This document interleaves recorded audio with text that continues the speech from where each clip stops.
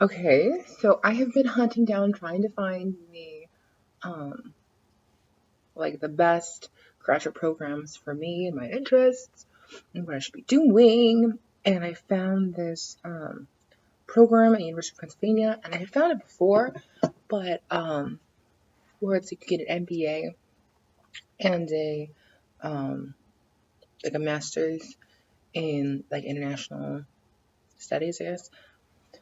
Not I guess. I think that's what the initial program I was looking for, but the one that I currently found, that's what it's in.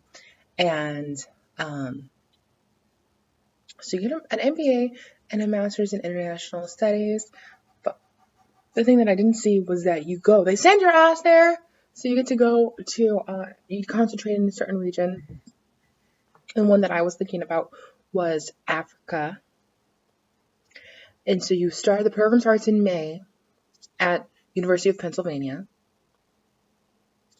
Then in June, they ship you off to Africa, and you follow this structured program over there, and this structured immersion program, and you stay in Africa for 2 months, and then you come back and you do the rest of your work for your MBA, and I think you might have to go back to Africa for some other time, later on in the program. I think you might have the option of going back for a short amount of time later on in the program. But and they teach you their study. You're supposed to know another language other than English, and they teach you other languages. And in the African one, they're like French and Arabic. Hello, perfect for me.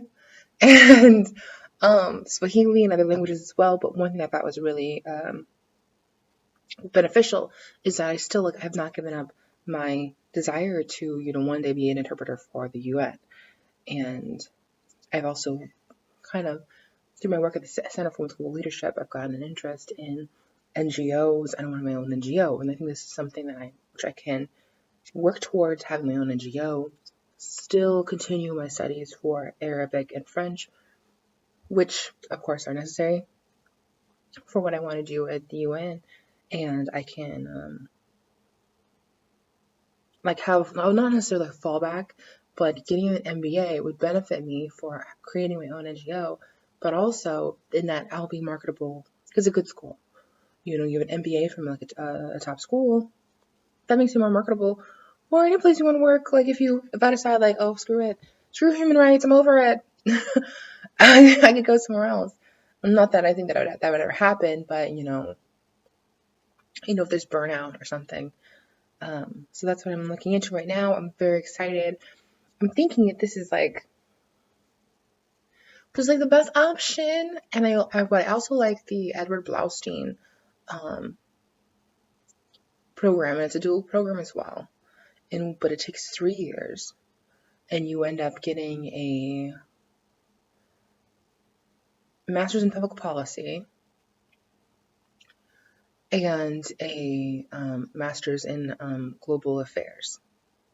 So obviously that is beneficial, but it kind of is somewhat of a different to a career in public policy. Not that there's anything about that. I would love that as well. But I mean, and that could help it. Could lend itself for having an NGO. I actually really like that program too. So I don't know. I think that I'm just finding different programs, ones that I think work best for me at good schools, and kind of let the gods decide. But I think that the one that is the most beneficial for me currently, I think, is, if it possible, my top selection would be the UPenn one.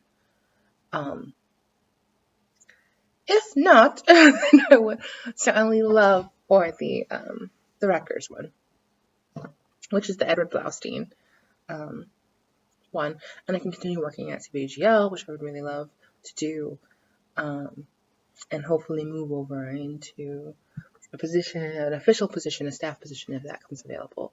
But I'm just kind of in the process of looking and making a plan and trying to plan everything out. So I am at the end of my junior year. I need to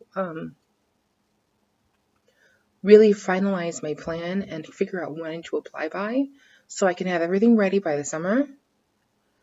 And so I'm not trying, I don't want to be last minute Sally freaking out and missing opportunities because I'm overwhelmed going into my senior year. And I also want to make sure that I am prepared for the appropriate testing, like my GRE.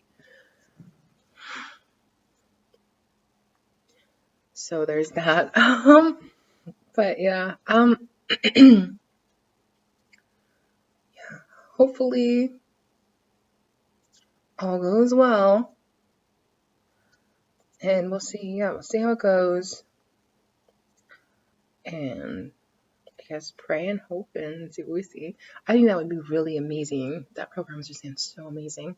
It's because they encourage the study of several languages. So I might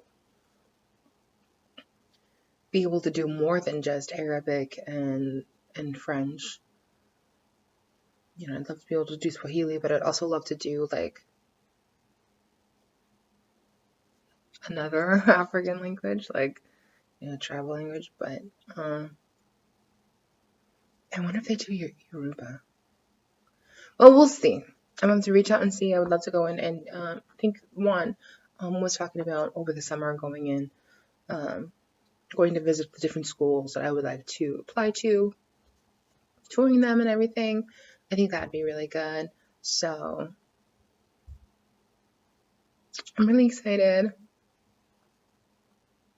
Oh, and look at my festive sweater. This is a sweater from my little Kermie.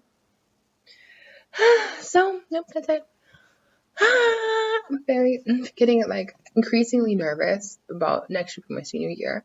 I don't really want to, I thought about like, oh, I could always take time off and kind of figure it out. But I don't really want to do that due to my age and my desire to have children. So I think that I need to just kind of sail on through, but we'll see. And so far, everything has worked out. That's the thing I keep kind of freaking out. But at the same time, like, everything's worked out so far, and I think I'm going to continue to put myself in a position in which I can continue to work out. I took a first class in French. I'm unable to take it this semester, but I want to, and to reach out to my professor and see if maybe he'll tutor me, and I can, like, bone up on my French, and I could test in, hopefully, to a higher level of French, because I want to be able to, apply and say that I know Arabic and French, hello, at a higher level. I know also Rutgers teaches Swahili. I don't know. I'll see what I can do. I don't want to spread myself too thin because I'm already kind of busy. But we'll see.